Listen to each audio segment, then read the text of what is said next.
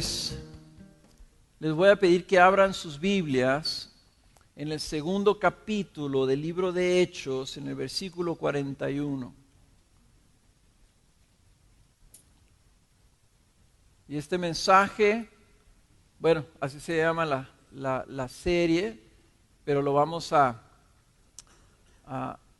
empezar con este mensaje: los discípulos como miembros de la iglesia. Los discípulos como miembros de la iglesia.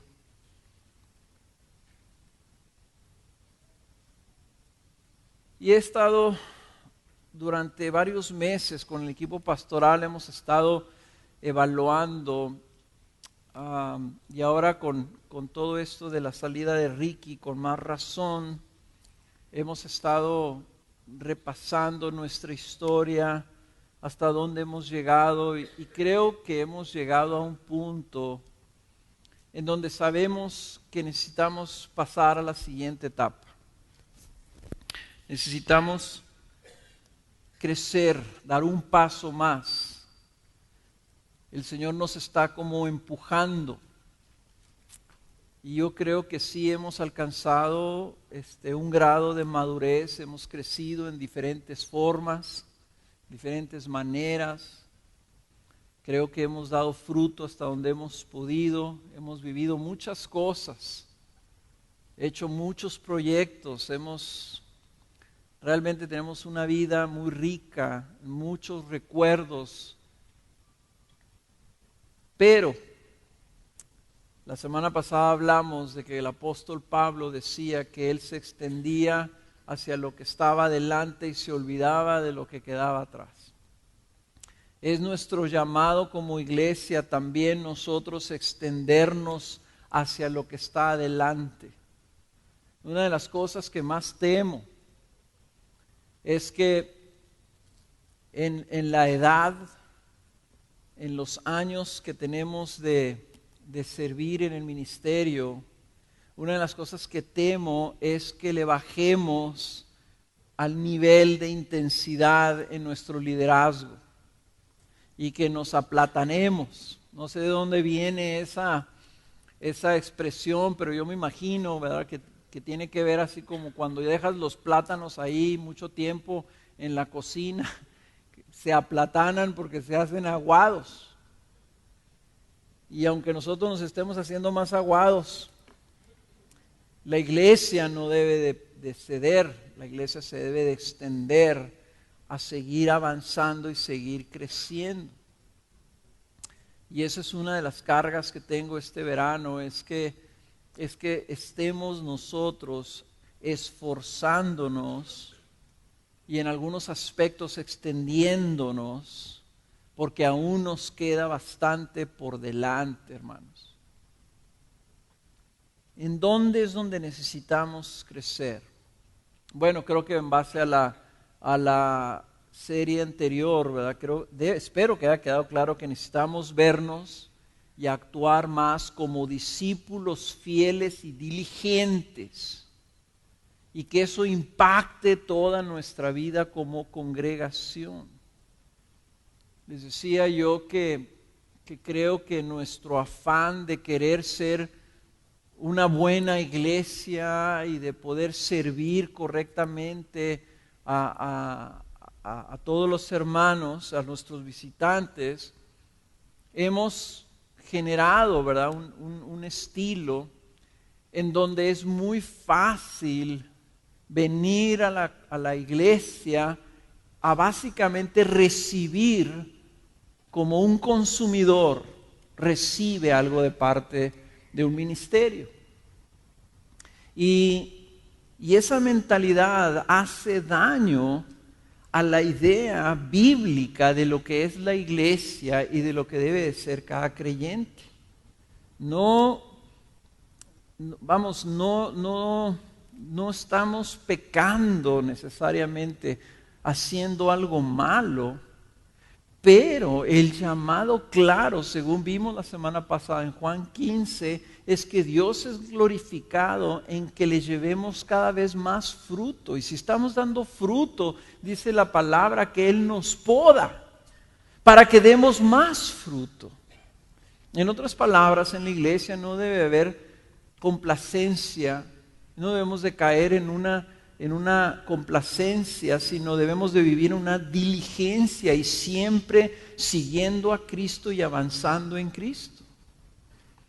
Entonces eso no va a suceder si nosotros tenemos una mentalidad de cristianos en donde yo soy un buen cristiano, yo asisto a la iglesia, doy mis diezmos, voy a mi grupo de casa y recibo y participo en aquellas cosas que se me acomodan. Si no vemos cada uno de nosotros que somos discípulos de Cristo y que es necesario que crezcamos, entonces ese compromiso que cada vez debe ser mayor en el Señor, con su misión, con su iglesia, hermanos, no va a suceder. Yo creo que ahí está el meollo del asunto, que todos nos veamos con una responsabilidad personal, con un compromiso personal con Cristo, que nos lleve a avanzar. El día de hoy vamos a ver algo al respecto, pero hoy lo que quiero hablar precisamente es de ese compromiso de discípulos, pero en nuestra membresía en la iglesia. ¿Cómo se ve nuestro discipulado, nuestra función como discípulos, nuestra operación como discípulos? ¿Cómo se debe de ver aquí en la iglesia? Ahora, cuando hablo de membresía, quiero aclarar un poquito los términos. Membresía no es, y algunos dicen, la palabra membresía no viene en la Biblia.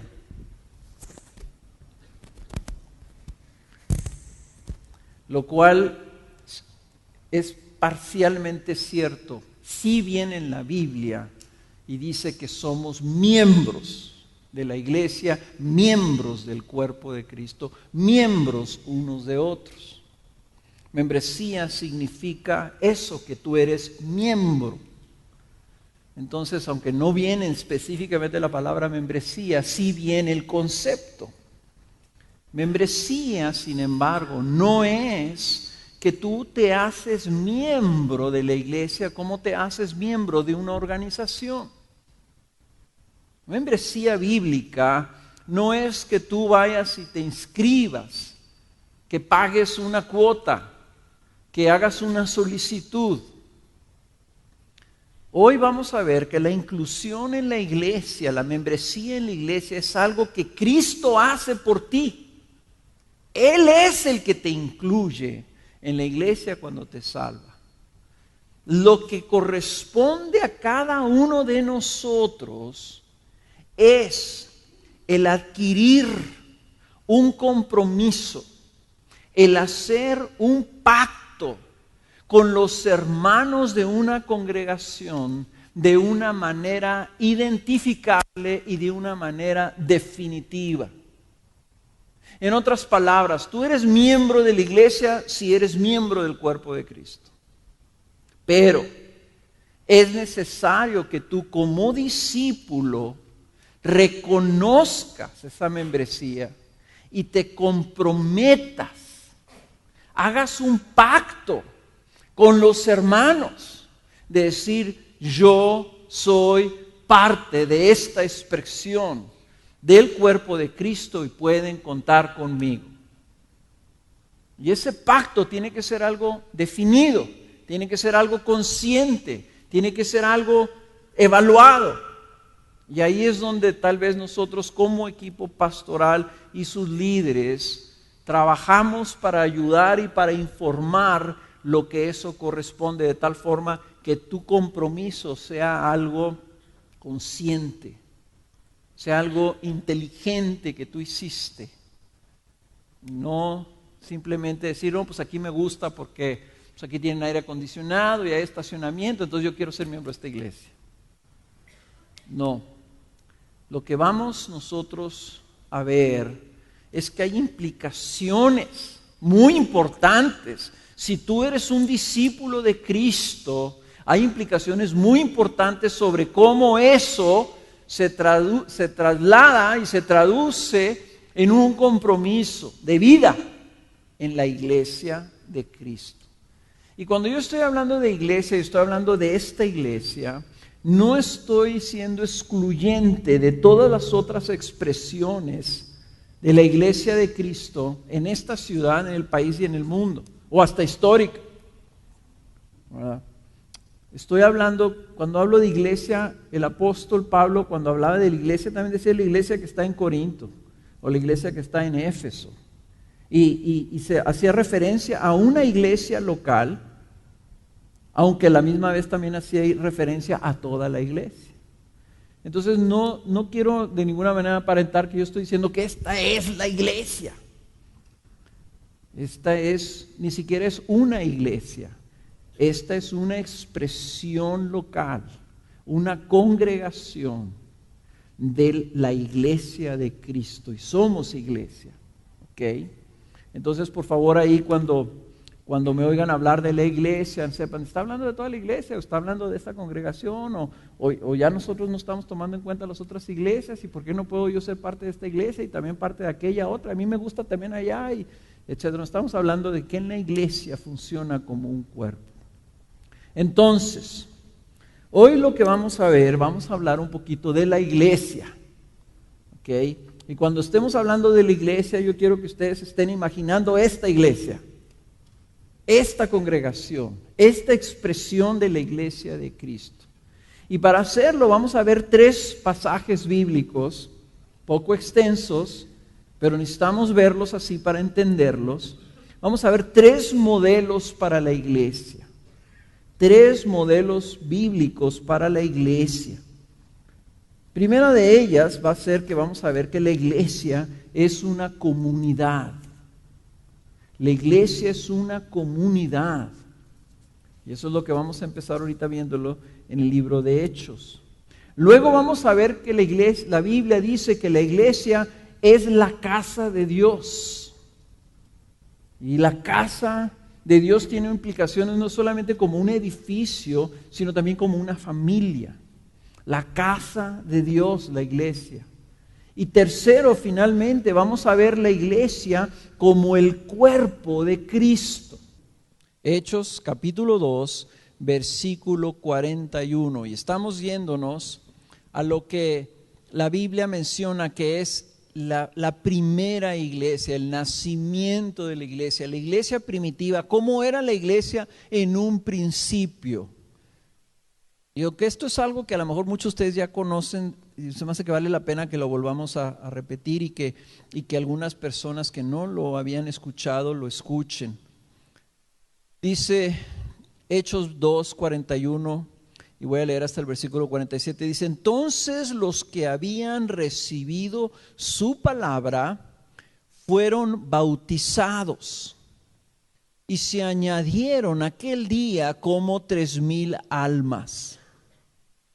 Y se dedicaban continuamente a las enseñanzas de los apóstoles, a la comunión, al partimiento del pan y a la oración.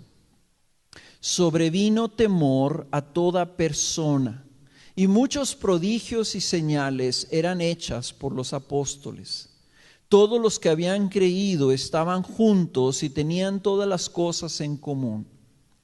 Vendían todas sus propiedades y sus bienes y los compartían con todos, según la necesidad de cada uno.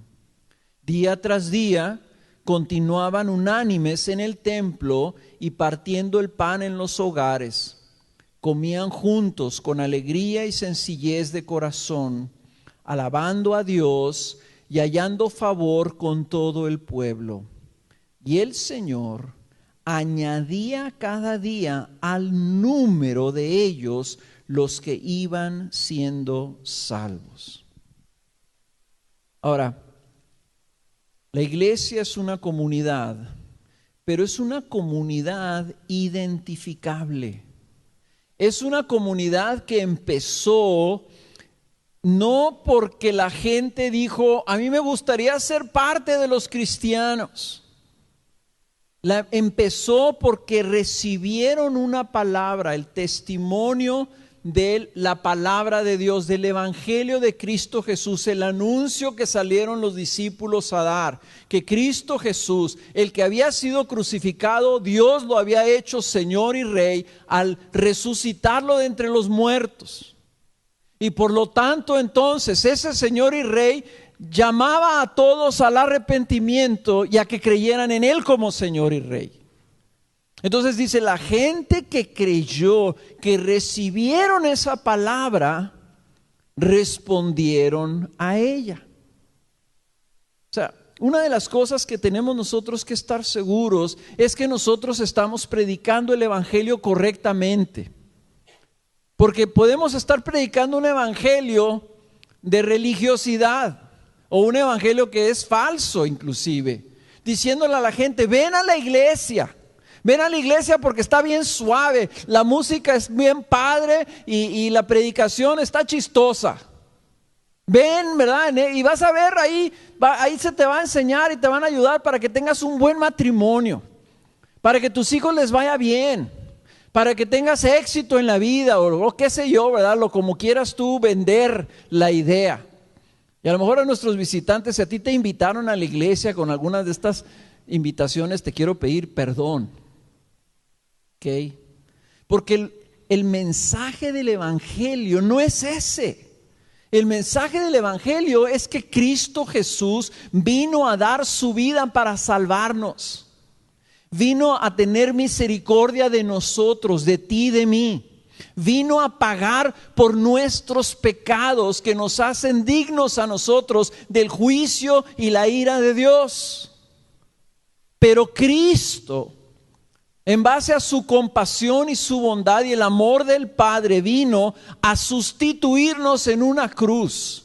Y ese sacrificio fue efectivo y fue agradable a Dios, fue aceptado por Dios de manera sustituta, de tal forma que luego Dios lo levantó de entre los muertos y lo constituyó, dijo, con un nombre que está por encima de todo nombre.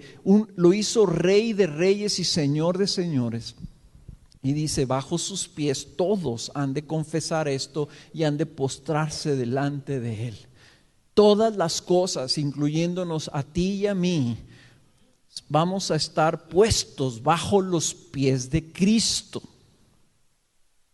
Ahora el llamado es, entonces, puesto que Dios ha tenido misericordia de ti y de mí, el llamado es entonces a que tú recibas esa palabra, que tú aceptes esa palabra en tu vida y reconozcas a Cristo Jesús como Señor de tu vida. Te arrepientas de todos tus pecados, le digas, Señor, perdóname por haber pecado contra ti, por haberte ignorado y a no haberte amado, y por haber creído, Señor, que yo era el centro del universo y que todo tenía que estar bajo mis pies. En sumisión me inclino ante ti y te entrego mi vida. Y dice que las personas que respondieron así fueron bautizadas. El bautismo, hermanos, es un símbolo de arrepentimiento y conversión. Es el primer sacramento, es el sacramento de introducción a la iglesia. Los que creyeron se bautizaron para identificarse públicamente que se estaban arrepintiendo. La entrada a la iglesia, hermanos, es por medio del arrepentimiento. No es porque yo nací como por ahí, no, es que yo nací en una cuna cristiana. No existe la cuna cristiana. No, es que yo nací en un hogar cristiano y pues siempre he sido cristiano. No, el único que es cristiano es el que ha reconocido a Cristo Jesús como su Señor y se ha arrepentido de todos sus pecados.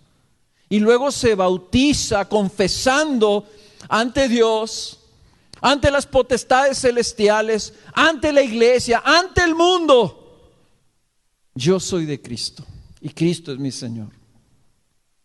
Y en aquellos tiempos, en el Imperio Romano, no decía César es el Señor, César es el Rey, sino Cristo es el Rey de mi vida.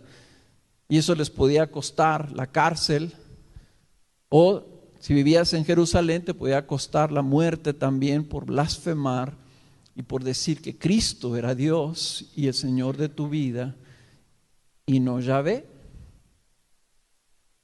Entonces, el entrar a la iglesia era en base al arrepentimiento y a la identificación pública de tu confesión como alguien que se ha sometido a Cristo Jesús y está dispuesto a seguirlo como su discípulo.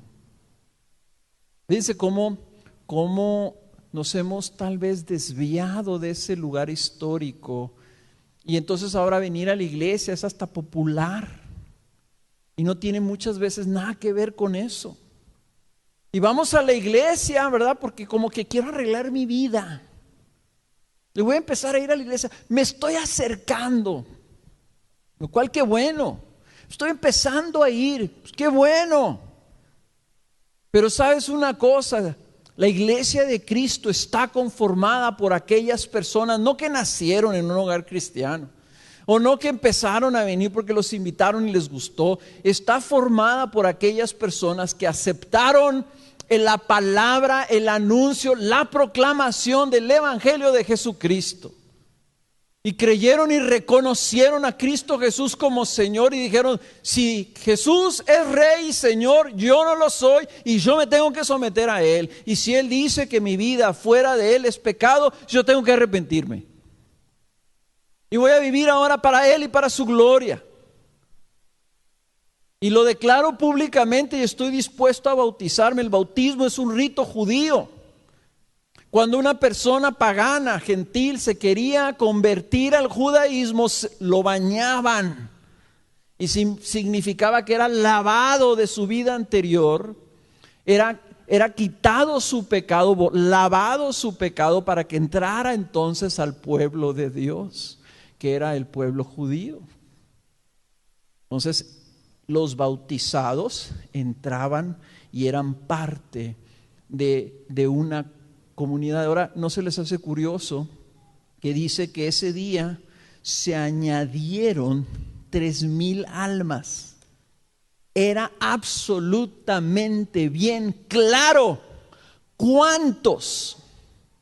Y no sabemos si eran 3,124 o 2,976. Dice como 3,000. Pero había un número específico. ¿Cómo supieron? Pues que los contaron. ¿Y cómo supieron a quiénes contar? Contaron a los que se bautizaron. Y eran como 3,000 almas. En otras palabras, la iglesia era perfectamente identificable. Dice, se añadieron a los 500 o 120 o 200 creyentes que estaban en Jerusalén en ese momento. Se añadieron. ¿Quién los añadió?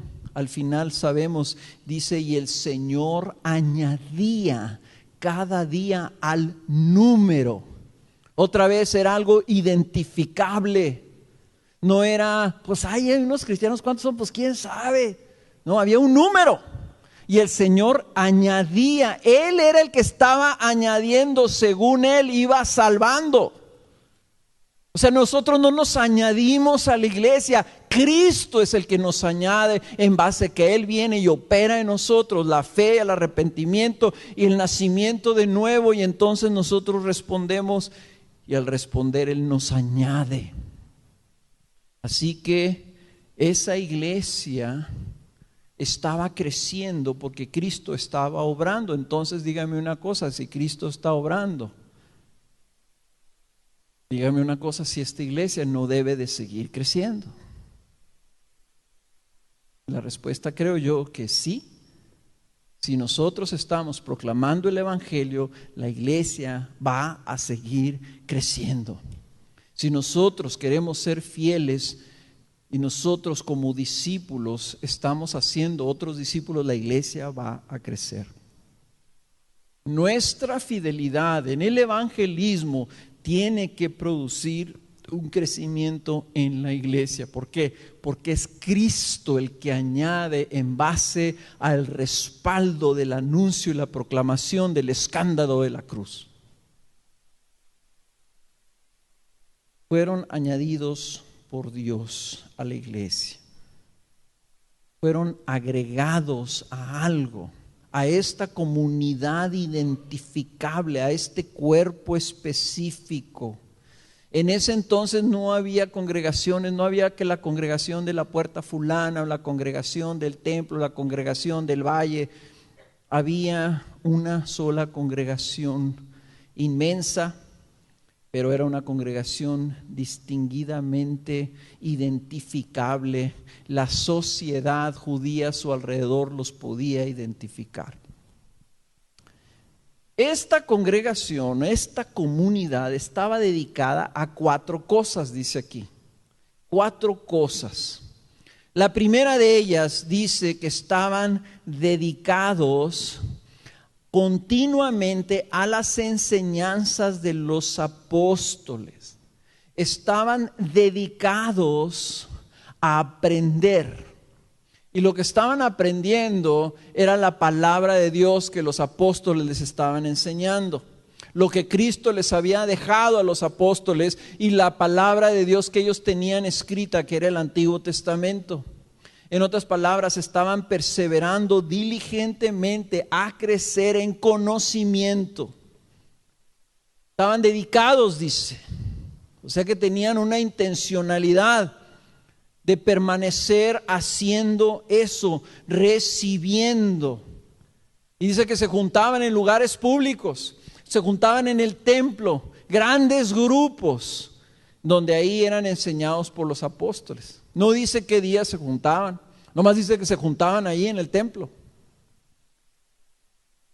En el templo, los patios del templo eran lugares muy amplios y había escalinatas y había lugares donde la gente se acercaba y eran enseñados por los sacerdotes. Y aquí los apóstoles empezaron a enseñar a la gente en el lugar más amplio, en lugares públicos donde podían hablarle a multitudes grandes.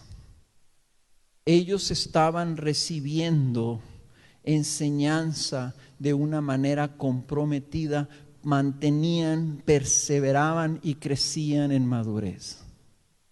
Ustedes pueden decir, Carlos, ¿y para qué estás con estas loqueras del catecismo? ¿Y por qué le pusimos catecismo? Porque el catecismo era la manera como los cristianos históricamente enseñaban, usualmente a los niños, a los nuevos creyentes. Pasaban por un periodo de instrucción fundamental que se llamaba el catecismo. Nosotros no tenemos aquí catecismo. Lo que tenemos es nuestro periodo de catecismo. Entre serie y serie tomamos un sábado y les enseñamos con manera concentrada, así como esos alimentos concentrados que les dan a los viejitos que trae todo en un botecito, así en 6 horas. Bueno, nunca he durado 6 horas, pero 5 horas. Todo lo que podamos de un tema específico que creemos que es de importancia para ti. Entonces, en este caso ahorita estamos viendo que las familias están necesitando muchísima instrucción. Y hay muchas cosas que están sucediendo en los matrimonios, con los hijos, con los padres. Todo eso que está viniendo ahí tenemos que tener claro cuál es la base bíblica de por qué estamos diciendo lo que estamos diciendo y por qué tenemos que vivir de cierta manera. Como discípulos, si tú eres parte de una familia, eres hijo, eres padre, eres mamá, eres abuela, eres nieto, algún día quieres tener una familia, necesitas venir ese sábado. Yo no sé si hay alguien aquí que diga, no, yo no soy ni parte de una familia, ni quiero ser parte de una familia. Entonces tú también tienes que venir porque tenemos que redarguir tu corazón. Porque estaban dedicados a aprender. Hermanos, nosotros tenemos que estar dedicados a aprender. Era una comunidad dedicada continuamente a la enseñanza. Número 2, la segunda cosa que tenía esta comunidad, estaban comprometidos a vivir en comunión. Estaban dedicados a la comunión. Y comunión significa simple y sencillamente que compartían algo en común. tenían algo en común. Y lo que tenían en común era Cristo Jesús. Y entonces la característica de la iglesia en este pasaje principal, lo que se repite fuertemente es esta comunión. Dice que tenían un mismo sentir, que estaban unánimes, había una gran unidad entre ellos, había un compromiso mutuo. Y dice que su comunión no era solamente una vez por semana, sino dice que día a día continuaban en esa unanimidad. Día a día estaban en el templo, día a día estaban en las casas comiendo juntos. Su compromiso de mantenerse unidos y de vivir la vida juntos era tal que sentían una responsabilidad por el bienestar de los otros. O sea, no eran cristianos individuales. Nosotros aquí hemos sido influenciados de manera fuerte por un cristianismo occidental que exalta el individualismo. Y muchas canciones que se están escribiendo, se están sacando de adoración, hablan mucho de yo y de mí. Y mi Dios, y yo te amo, y yo te necesito. La iglesia primitiva hablaba de nosotros. Hablaba en plural y vivía en plural. Y si alguno tenía necesidad de algo básico, los demás la suplían. Dice que estaban dispuestos todos a vender todas sus propiedades. Estaban dispuestos a vender todas sus propiedades para suplir las necesidades de todos. Muchas personas dicen, no, pues la primera iglesia eran comunistas. No habla de eso. O sea, posteriormente vemos que personas vendían ciertas propiedades y tenían la libertad de quedarse con una parte o no quedarse. O sea, lo que estaba viendo era una expresión extraordinaria de cuidado mutuo. Imagínense ustedes 3,000 personas, la gran mayoría de otras ciudades, viviendo en Jerusalén, pagando hoteles, estando en hospedajes, y estas personas ahora dicen, no nos queremos separar, aquí nos queremos quedar. Todos los de Jerusalén empezaban a vender cosas y no, pues aquí a ver cómo la hacemos, pero vamos a estar juntos. O sea, ellos estaban en comunión y dice, tenían todas las cosas en común. O sea, la iglesia era una comunidad identificable, era una comunidad extremadamente comprometidos los unos con los otros. Aquí es donde nosotros tenemos que ser retados. Yo sé que en los grupos de casa, tu compromiso con tu grupo de casa es una cosa que estamos nosotros alentando y de ahí queremos nosotros promover esa comunión, porque tú venir aquí un domingo, te sientas y escuchas, te levantas y te vas, eso no es comunión. Comunión es tener las cosas en común, comunión es vivir la vida juntos. Entonces, ¿cómo lo vamos a hacer? ¿Cómo nos vamos a poner de acuerdo? ¿Quién sabe tu nombre? Entonces sería una buena pregunta. ¿Cuántas de las gentes que están aquí sentados conocen cómo te llamas? ¿Conocen dónde vives y en qué condiciones vives? ¿Cuántas personas han ido a tu casa? No, es que yo no quiero que vayan a mi casa porque mi casa está muy fea. Ni modo. O sea, ¿qué expresión de comunión estás tú teniendo con un grupo de personas? Por eso los grupos de casa. Por eso es que ahora en el verano, ¿verdad? Que no se están reuniendo los grupos de casa. Yo los animo. Si el grupo de casa nunca ha estado en tu casa, ¿sabes qué? Háblales, invítalos a todos a que vayan a tu casa. Para que te conozcan, para que vean cómo vives. Para que tengas más comunión. Número 3, y este está curioso, estaban dedicados al partimiento del pan. Y aquí a muchos hemos pensado que aquí se hace referencia de manera específica al sacramento de la cena del Señor. Pero la verdad de las cosas es que el contexto no nos permite hacer esa sustitución, porque dice que compartían el pan en las casas y que comían juntos. Y lo que está hablando es que la vida en común no se limitaba a las ocasiones en que recibían enseñanza o oraban juntos, sino que estaban dedicados a pasar el tiempo juntos y a comer juntos en sus expresiones cotidianas. Hermanos, la vida hay que vivirla juntos. Y la iglesia es una gran, decía ahorita Ricky, qué privilegio es ser parte del cuerpo del Señor y tener hermanos y convivir. Y el día que se vaya Ricky y Lori va a haber lloro. ¿Por qué? Porque son nuestros hermanos y hemos vivido la vida juntos.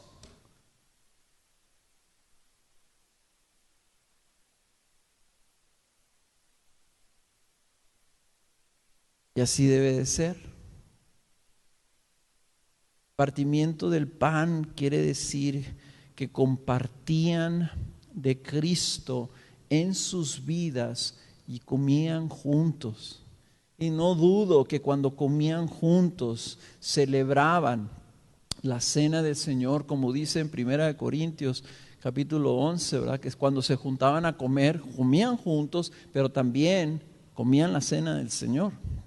Había problemas, los corintios ya habían degenerado las cosas, ¿verdad? Y se hacían unas comilongas y se arrebataban la comida, y había unos que llegaban tarde y ya no alcanzaban nada, y total era un desorden. Pero la cosa sí es que Cristo trascendía la vida religiosa. La vida de la iglesia es una vida en común. Y por último dice que estaban dedicados a las oraciones. Y aquí estoy usando la expresión como viene en la traducción Reina Valera. La Nueva Versión Internacional y la Biblia de las Américas lo ponen en singular. Estaban dedicados a la oración. Pues más importante que el original, el griego original habla en plural. Estaban dedicados a las oraciones. O sea, perseveraban en las oraciones, o sea, que se refiere a las oraciones específicas que hacían cuando se reunían juntos. Estos eran judíos, y los judíos tenían oraciones que hacían, ellos las hacían también. Entonces quiere decir, hermanos, que se reunían para orar. No estaban dedicados a la oración cada quien en su casa, estaban dedicados a juntarse a orar. Y a nosotros nos hace falta el orar juntos, más, para buscar los propósitos de Dios que tiene para nosotros como iglesia. Por eso es que estamos preparándonos y estamos aquí 15 minutos antes de que empiece el servicio para orar. Y aunque estamos orando de manera individual, la idea es que venimos para perseverar en las oraciones. Y les decía yo la semana pasada, hermanos, no nomás es orar por los enfermos. Y sabes que mi abuelita está enferma y mi suegra también, y oren por ella, ¿no? Órenme todos ustedes por mis necesidades.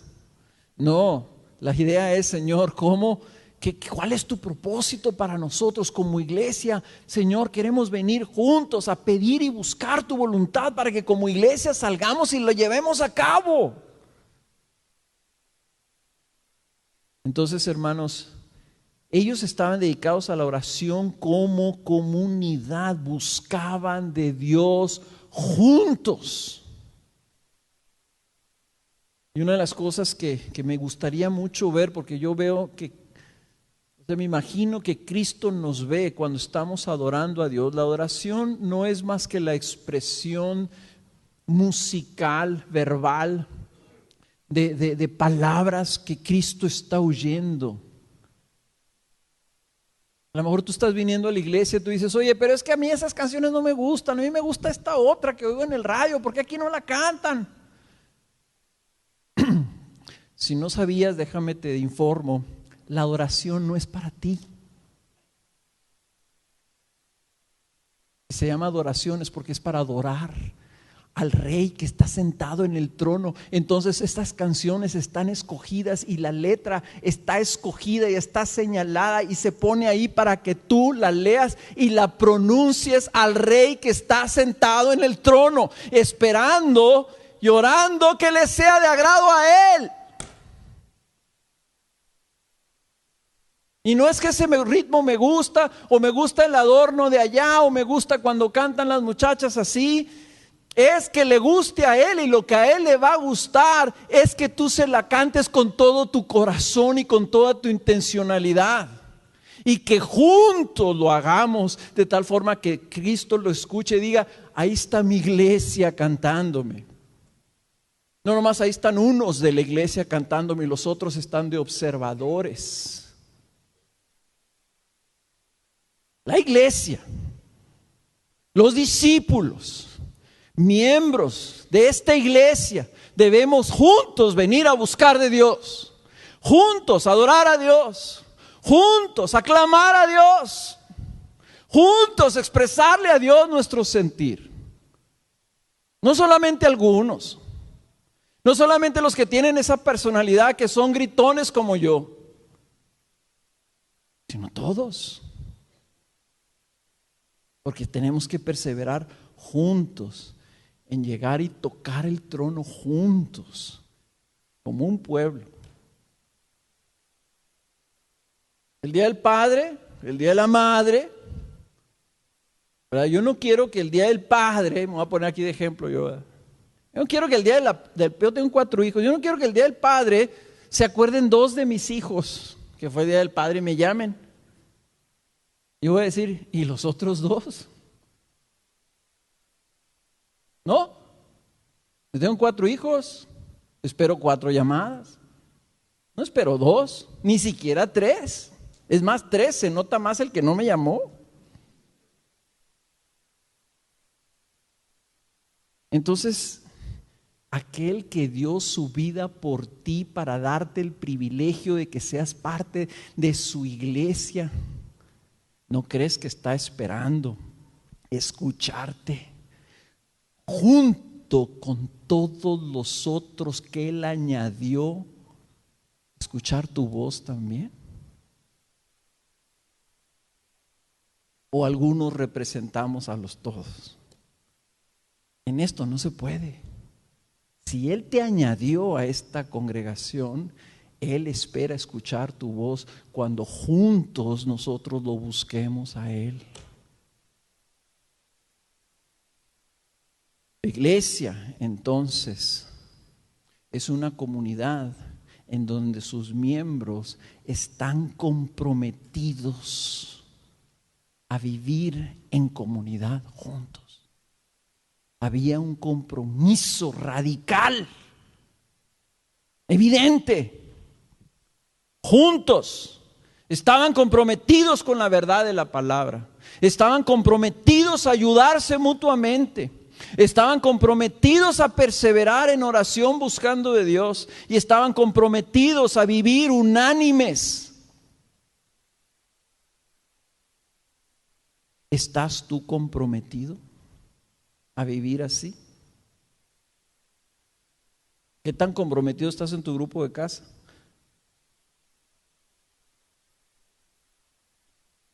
¿Sabes una cosa? Y no quiero hacerte sentir mal, pero los pastores tenemos las listas de asistencia en los grupos de casa. No importa que los pastores tengan las listas de asistencia en los grupos de casa. Cristo tiene la lista de asistencia de su iglesia, de los que Él añadió. ¿Qué tan comprometido estás tú a perseverar como discípulo? Esa es la pregunta. ¿Qué está viendo Cristo de ti?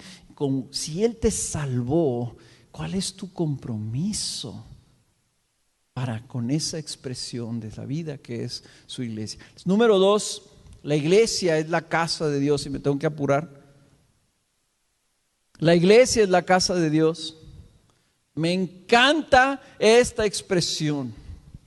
Y quiero que vayan a Efesios capítulo 2, versículo 17. Vamos a leer dos pasajes de Efesios, que es una carta que de manera particular nos instruye sobre la iglesia. Efesios capítulo 2, cuando está hablando en el capítulo 2, está hablando de es uno de los capítulos favoritos míos de la Biblia, porque en dos ocasiones viene esta palabrita que resume el Evangelio en 4 letras.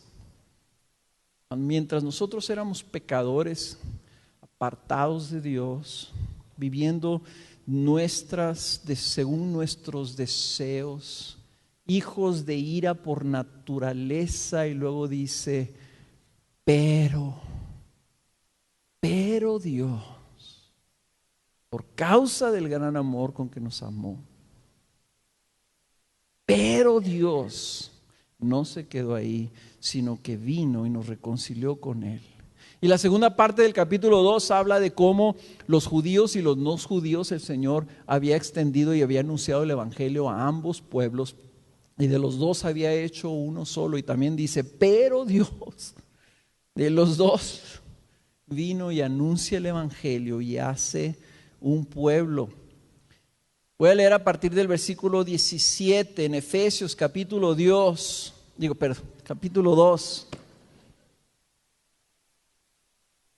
ya me puedo quitar esta cosa.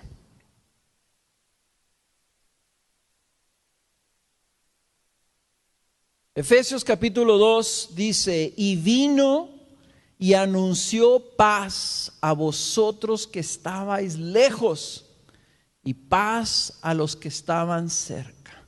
El evangelio de paz, de la paz, del shalom, del hombre con Dios, de la reconciliación de la enemistad, de la desaparición de la barrera entre Dios y los hombres. Ese es el evangelio. Eso es lo que vino a hacer Jesús. Él vino a quitarte la enemistad.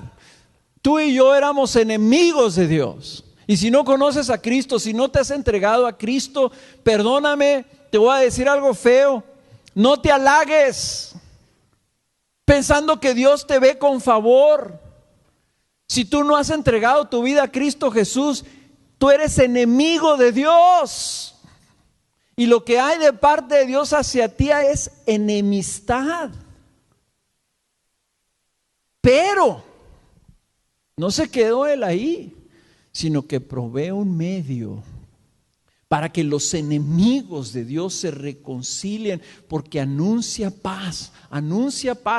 Y los judíos estaban cerca de Dios y les anuncia paz a los judíos, y los gentiles estaban lejos y les anuncia paz a los gentiles también.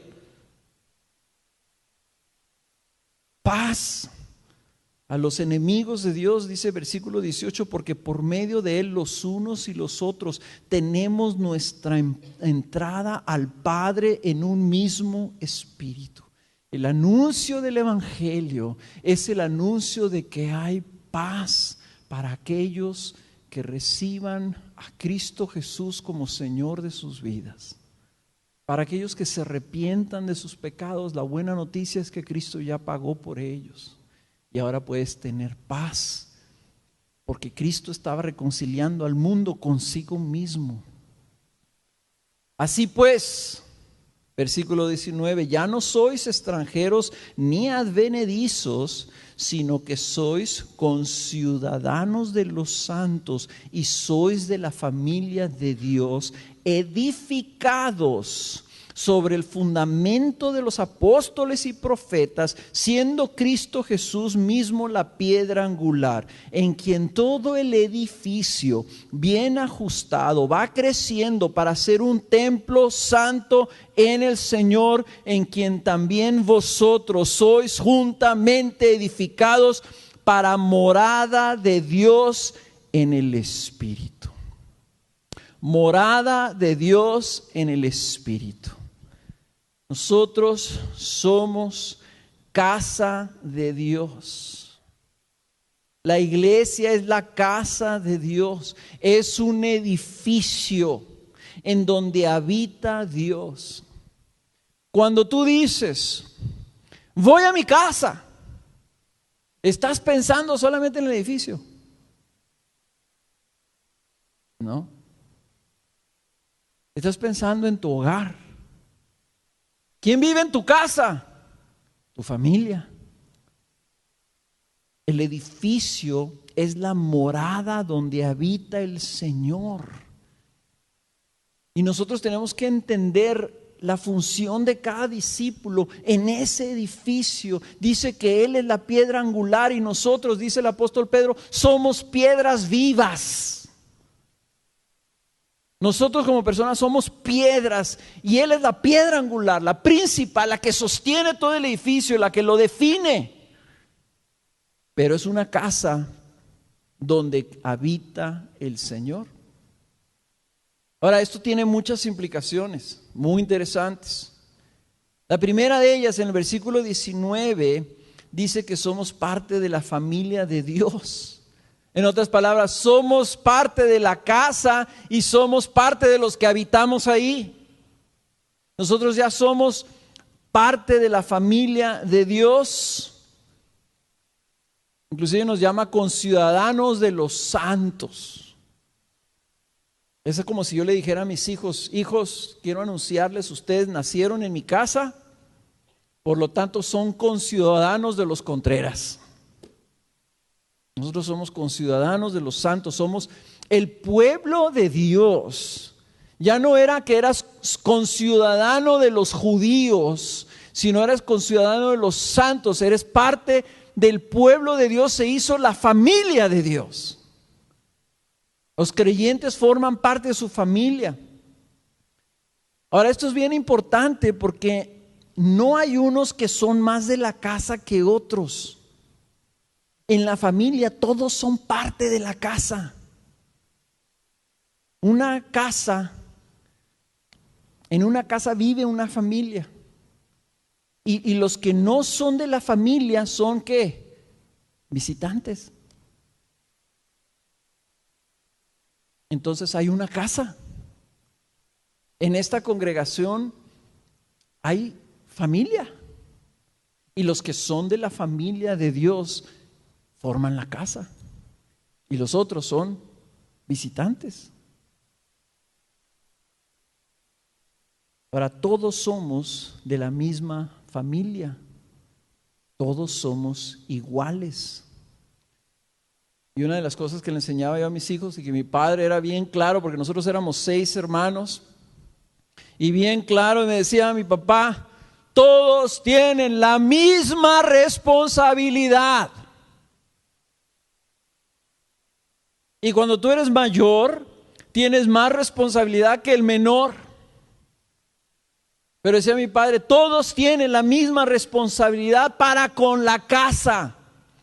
Ahora que estamos celebrando las elecciones, y les decía, todos tenemos la responsabilidad como ciudadanos. Si eres ciudadano de una nación, tienes una responsabilidad. Si eres miembro de una casa, tienes una responsabilidad. Ahora mi hijo está viviendo allá en una casa, en otro país. Y le dije, hijo, tú tienes una responsabilidad estando en esa casa. O tú tienes que ver por las necesidades de esa casa y cuidar esa casa, porque ahí estás de visitante, pero estás en esa casa.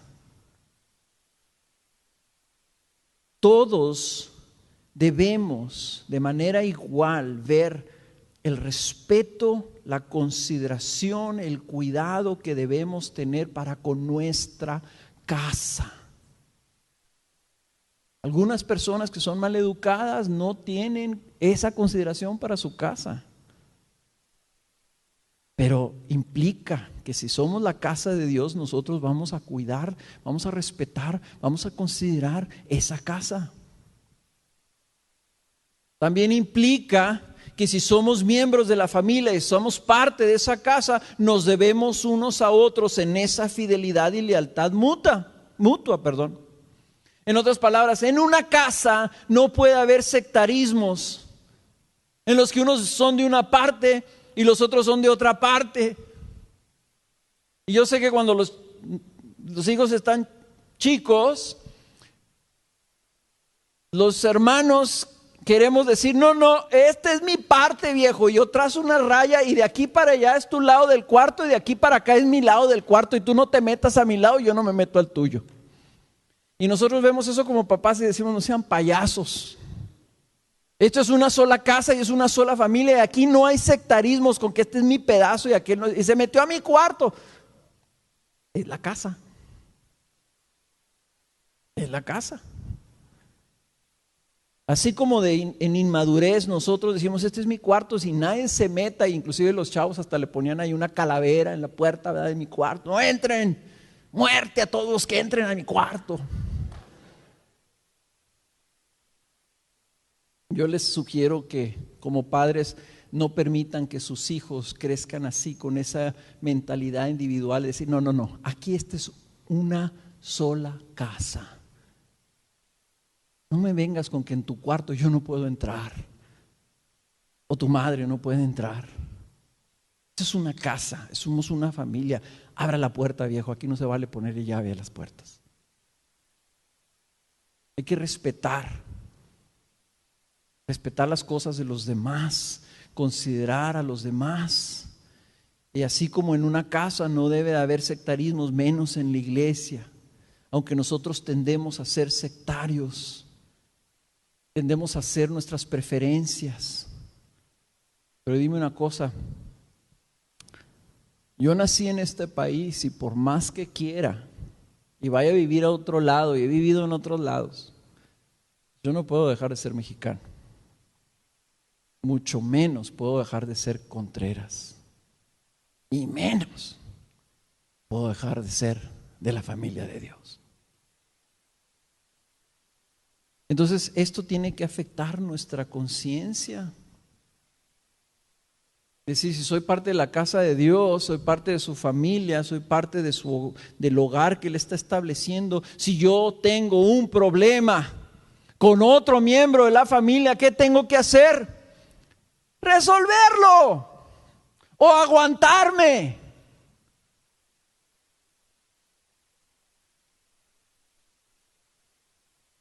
Pero no se debe disolver la familia porque hay diferencias entre los hermanos.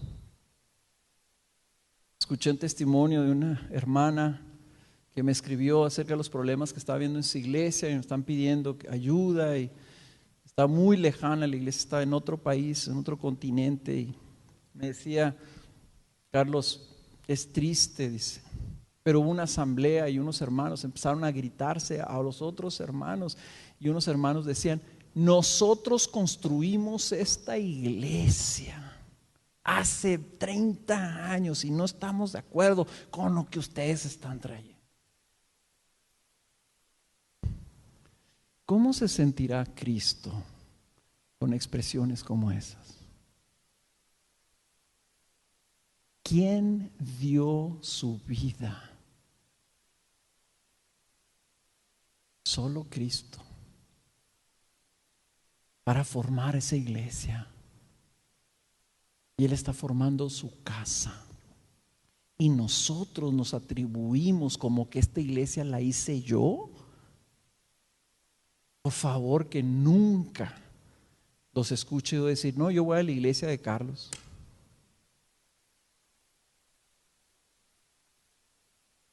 Y yo sé que se acostumbra. Sí, yo voy a la iglesia de fulano. Por favor, no ofendan a Cristo Jesús usando nuestros nombres. La iglesia es de Cristo y la casa es de Cristo y nosotros somos parte de su familia y nosotros tenemos que tener esa consideración.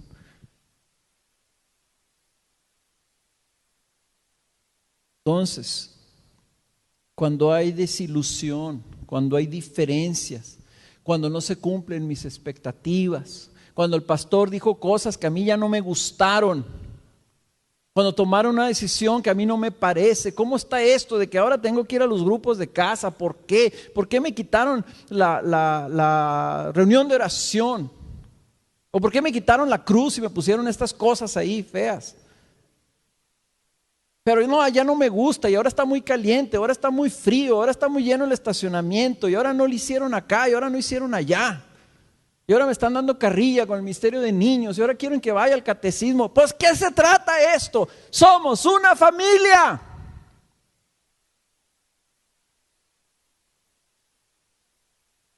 Si hay un desacuerdo, hay que arreglarlo entre los hermanos. Y hay que venir y hay que hablarlo. Ustedes saben, conocen a mi hijo, algunos de ustedes. Pobrecito mi hijo, vivió muchos años en la calle. Y a veces yo le decía a mi hijo, no, es que en la casa no puedes tú hacer esto. Tú no puedes entrar al cuarto de tus hermanas y agarrarle sus cosas y romperlas. Tú no puedes hay ciertas reglas, hijo. Tengo que tratar de enseñarte esto. Y en una ocasión dijo, no, pues no. Se fue a la puerta, abrió la puerta y se salió y se fue. O sea, para él el concepto de ser parte de una familia donde no había nacido él y que había sido metido ahí, añadido a una casa formada con reglas y todo, dice, ¿por qué? ¿Qué necesidad tengo? Y a veces así actuamos nosotros como creyentes. Cristo te agrega a una familia. Y tú dices, ¿qué necesidad tengo de estar batallando con esta gente? No voy a buscar otro lugar donde no me molesten, o voy a otro lugar donde no me confronten, o voy a otro lugar donde me digan las cosas que a mí me gusta oír. Hermanos, no se vale. Cristo no te da esa libertad. No tienes esa prerrogativa. Tú fuiste añadido a la iglesia y lo único que puedes hacer, si no estás de acuerdo, es decir, Señor, no me gusta. ¿Qué quieres que haga? ¿Cuál es el paso bíblico? ¿Qué debo de hacer? ¿Con quién debo hablar? ¿Cuál es la actitud que debo de tener? No me gusta estar aquí, como tus hijos también no les gusta a veces estar en tu casa. Pero no se vale rajarse y no se vale retroceder. Cada quien en la casa tenemos que hacer nuestra responsabilidad. Si somos parte de una casa, significa también que hay una identificación. Cristo está edificando una casa en particular. Estamos siendo edificados juntos, pero individualmente cada uno tiene una función. En la casa todos sabemos quiénes son los de la familia. Y cuando uno se va de la casa porque se muere o porque se casa o porque se va a vivir a otra casa, todos lo extrañamos y nos dolemos. La casa no es un hotel. Y hasta en los hoteles te piden que les des el nombre para saber quién va a dormir en el cuarto 45. O sea, hay identificación de sus miembros. Y creo que ahí en ese sentido nosotros no hemos tenido mucho cuidado como líderes de asegurar que la identificación en la iglesia sea más clara. Que todos sepamos si somos parte. Pero otra de las grandes implicaciones es que si tú eres parte de la casa y si tú estás siendo edificada como piedra viva, entonces tú tienes una función.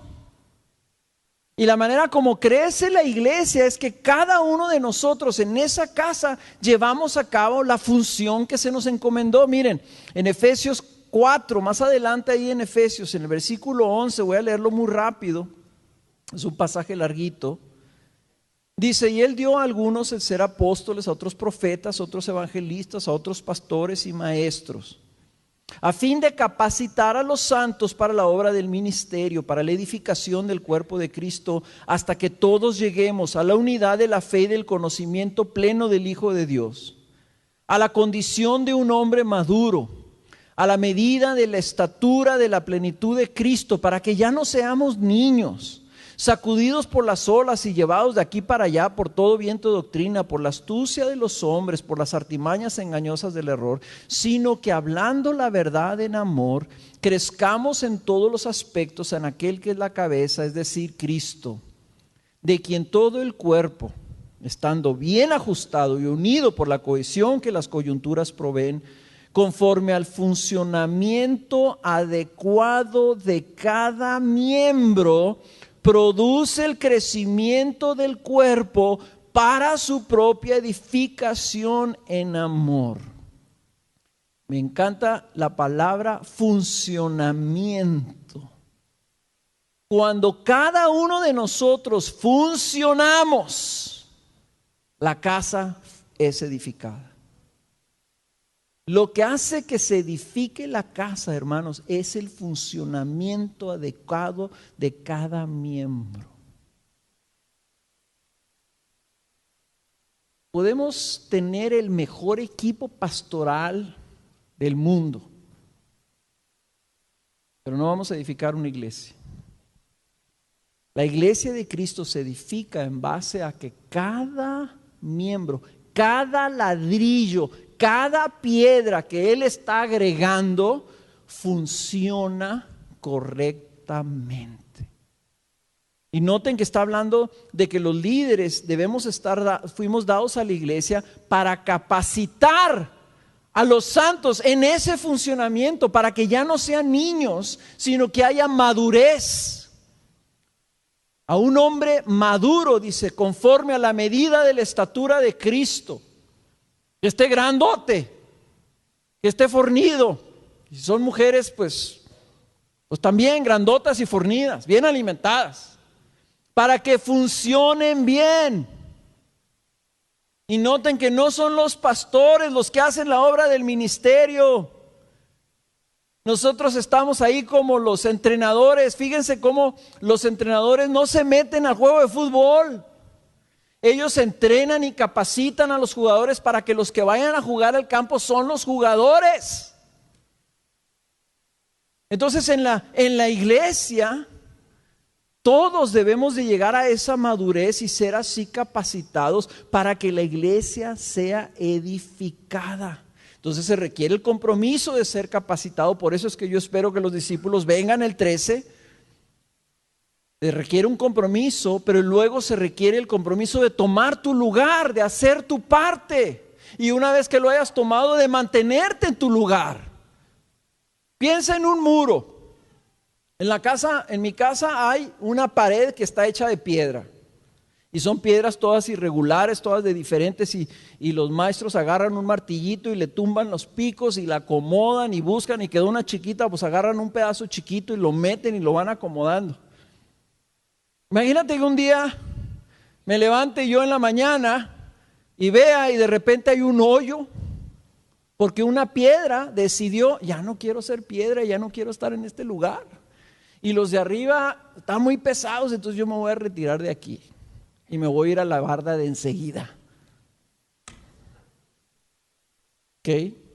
Y al siguiente día otro que vio la piedra esa, que se salió de su lugar y se fue a otro lado, digo, pues yo también me voy. Y hay 2 hoyos. Cuando tú fuiste añadido para cumplir una función. Y no es tu prerrogativa decir en dónde me gusta cumplir a mí la función. Una vez que tú te comprometes en una congregación y haces un pacto para tomar tu lugar, para hacer tu parte y para mantener tu lugar. Hay un compromiso de ser parte de una edificación. Por último, dice aquí que todos somos llamados, en el versículo 21, 2:21 dice, todo el edificio bien ajustado va creciendo para ser un templo santo del Señor. Un templo santo. La casa del Señor es una casa santa. Recuerden que vimos en Salmo 93 que el adorno de la casa del Señor es la santidad. Quiere decir que las piedras vivas con las que el Señor está construyendo su casa deben de ser piedras santas. Tiene que haber un compromiso de los discípulos, de los miembros de la iglesia a vivir en santidad. Por eso es que aquí ahorita que leímos en el capítulo 4 dice que hablándonos la verdad en amor. O sea, nosotros tenemos que estarnos ayudando mutuamente a guardarnos en santidad. Y de ahí nace el concepto de la disciplina en la iglesia, en donde como creyentes mutuos, todos en amor, tenemos que tener un compromiso, ayudarnos mutuamente a guardarnos en santidad. Y no puede haber disciplina en la iglesia si no hay un compromiso mutuo de buscar esa disciplina y de recibir esa disciplina. Por eso es triste cuando a veces queremos ayudar a una persona y traemos a esa persona la confrontación. Hermano, esto que tú estás haciendo está mal y ofende a Dios.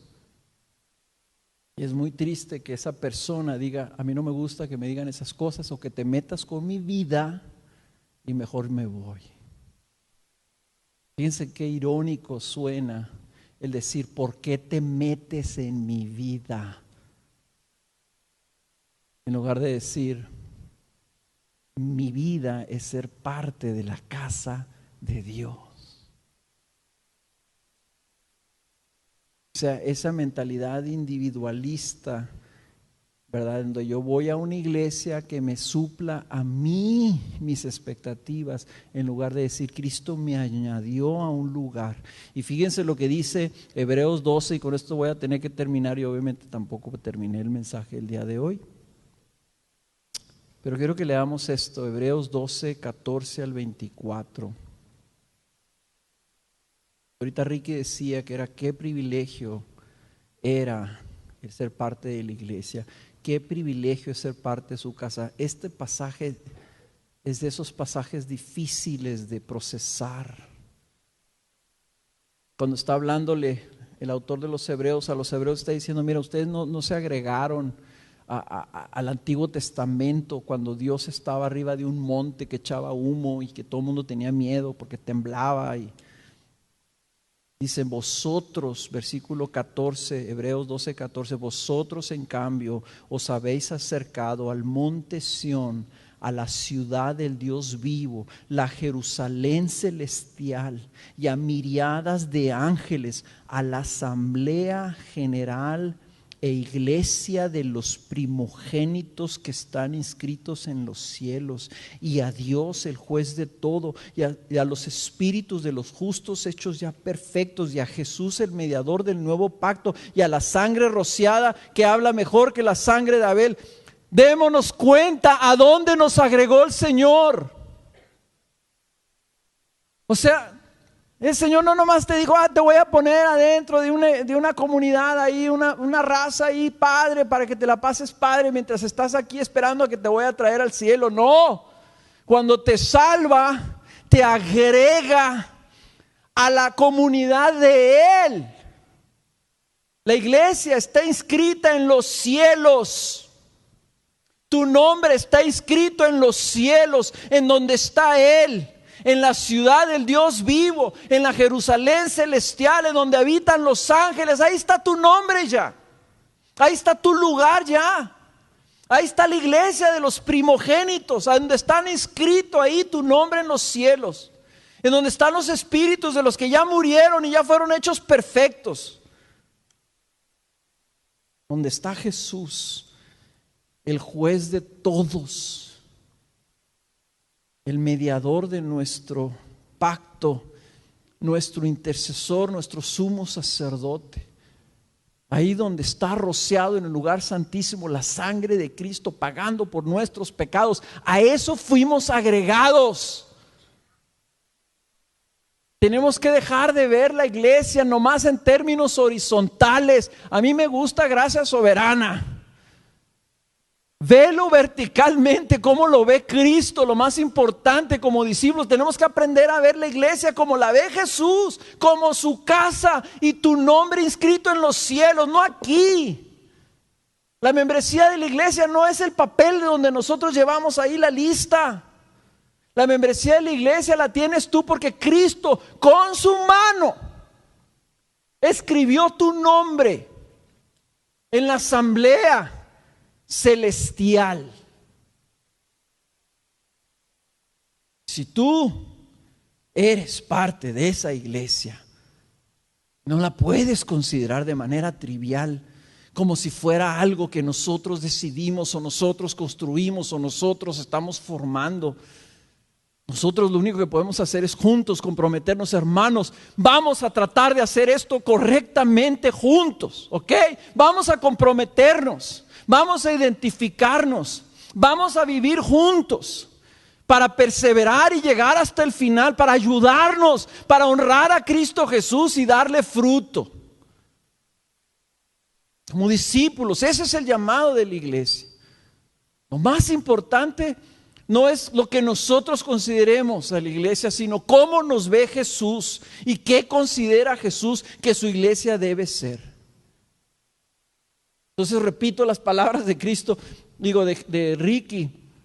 ¿Consideras ser parte de la iglesia como el privilegio más extraordinario que puedes haber recibido?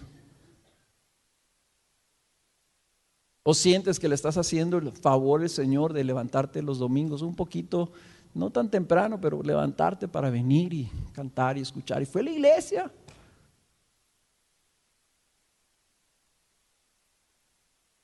¿Qué libertades te tomas con esa iglesia?